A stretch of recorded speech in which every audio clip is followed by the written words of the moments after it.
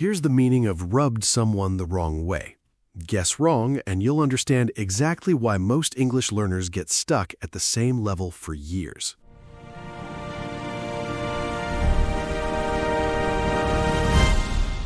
Okay, I want to try something with you right now before we even explain what's happening. Uh-oh, I don't like when you say that. Just listen to this sentence. The meeting got postponed because the client had a scheduling conflict.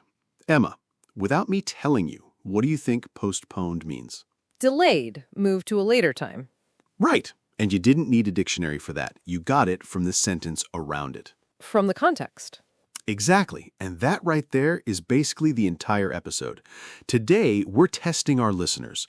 We're going to give you sentences, real, natural English sentences, and you're going to guess what the bold word or phrase means before we tell you. And I have to be honest, when Alex first suggested this format, I was nervous. I thought, what if people get it wrong and feel bad? But that's actually the opposite of what happens. Getting it wrong or even just guessing is part of how your brain builds the connection. You're not memorizing a list, you're solving a small puzzle every single time. It's kind of like when I was learning Spanish. I remember sitting in a cafe in Madrid and the woman next to me said something like, "No me va la gana." I had no idea what that meant word for word, but from her tone, her face, the way her friend reacted, I understood she meant something like, "I really don't feel like it," almost with a stubborn attitude behind it. See, that's a perfect example. Nobody handed you a translation card. You built the meaning from everything around the words. And once I guessed it and later confirmed it, I never forgot it. To this day, years later, I still remember exactly where I was sitting. Which is wild, because for me, learning French, the words that stuck were never the ones I memorized from a list. They were the ones I had to work for. I remember watching a French film and someone said, "Il m'a posé un lapin." Literally, that's something like, he put a rabbit on me, which makes zero sense in English. What does it actually mean? It means someone stood you up, like they didn't show up for a date or a meeting. And I had to guess that from the character's face, her friend comforting her, the whole scene. Nobody paused the movie to explain it to me. And you still remember it. Better than almost anything I ever studied from a textbook. So this is the whole idea behind today's episode. We're not going to lecture you on vocabulary. We're going to put you in that same position Alex and I were in. A sentence, some context, and you make the guess. But before we jump into the actual test, let's talk about why this works, because there's real research behind it, and it's not just a fun podcast trick. Right. So there's a linguist named Stephen Krashen, and his whole theory is built around something called comprehensible input.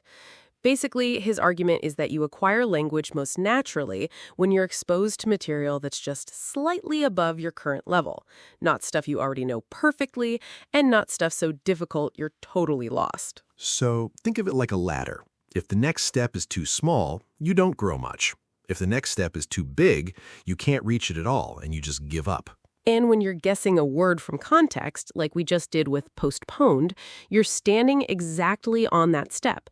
You know enough of the sentence to make an educated guess, but the one word is new enough to stretch you a little. There's also a researcher named Richard Schmidt who talks about something called the noticing hypothesis. His idea is that you can't really learn a piece of language unless you consciously notice it first. Just having something wash over your ears isn't enough. Which is actually why a lot of people who just watch English shows for years and years still don't improve as fast as they expect. Right. If you're not noticing anything, if it's just background noise while you're scrolling on your phone, your brain treats it like background noise. But the second we ask you to guess what postponed means, guess what stood up means, your brain has to stop and notice. It has to actually engage with that specific word. And there's one more piece here from a psychologist named Robert Bjork.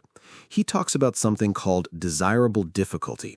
The basic idea is that things that feel a little bit hard to learn, a little bit effortful, actually stick in your memory better than things that come easily. So if a word is just given to you on a flashcard with a direct translation, it's easy, but it doesn't stick as well. But if you have to sit there for even 3 seconds to think, what could that mean? That small struggle is what locks it into your long-term memory. Which is exactly why I still remember "no me da la gana" from that cafe, and why Alex still remembers poser un lapin from that movie. The guessing itself is the glue. So today, we built a simple framework around this idea, and we're calling it the clue ladder method. I like this name. Here's how it works. Every time you hear a new word or phrase in English, whether it's in a show, a conversation, a podcast like this one, imagine there's a ladder with 3 rungs, 3 steps you climb before you ever open a dictionary. Step 1, the situation clue. Ask yourself, where is this happening and who is talking? If someone says, I'm absolutely swamped this week, and they're talking about work, standing next to a huge pile of papers, sighing, you already have information before you even think about the word swamped. Step 2, the sentence clue. Look at the words right around the new word. If someone says she's swamped with 3 deadlines and 2 meetings tomorrow, those extra details are pointing you towards something like busy, overwhelmed, having too much to do. And step 3, the reaction clue. How do the other people respond? If someone says, I'm swamped, and their friend replies, oh no, do you need help? That reaction confirms your guess. Swamped is not a good thing. It means overloaded. So, situation, sentence, reaction. 3 rungs. By the time you've climbed all 3, you usually don't even need a dictionary anymore. You've built the meaning yourself. And that's the method we're going to use right now, live on you, the listener. So get ready, because here comes the actual test. Round 1. Here's your sentence. After the long flight, Emma was completely jet-lagged and could barely keep her eyes open. Pause for a second in your head. What do you think jet-lagged means? Take a real guess before I explain it. Okay, so here's your situation clue. A long flight. Sentence clue. Could barely keep her eyes open. That's telling you this is about being tired. And specifically, jet-lagged means that tired, disoriented feeling you get after flying across different time zones. Your body clock is confused about what time it actually is. So if you guessed something like very tired from traveling, you basically nailed it. Round 2. Here's the sentence. I told him 3 times already, but he keeps forgetting. It's like talking to a brick wall. What do you think that phrase means, talking to a brick wall? Situation clue, frustration, repeating something 3 times. Sentence clue, he keeps forgetting. So talking to a brick wall means talking to someone who never listens or never changes, no matter what you say to them. Like literally speaking to a wall. Nothing gets through. That's a great one because it paints such a clear picture once you know it. Round 3, and this one's a little trickier. The new manager really rubbed people the wrong way during his first week. What do you think rubbed people the wrong way means? Okay, situation clue. New manager, first week. That already tells us something about a first impression. And rubbed the wrong way is one of those phrases where the sentence clue alone might not be enough. You might need the reaction clue, too. Imagine coworkers rolling their eyes or talking behind his back. So the meaning is he annoyed people or irritated them, especially through his manner or attitude, not necessarily anything he said directly. Round 4. She finally caved and let her kids stay up late for the movie. What do you think caved means here? Situation clue, kids wanting something, a parent involved. Sentence clue, let her kids stay up late. Caved means she gave in. She stopped resisting and agreed to something she originally didn't want to allow. Round 5, and this is our last one for today.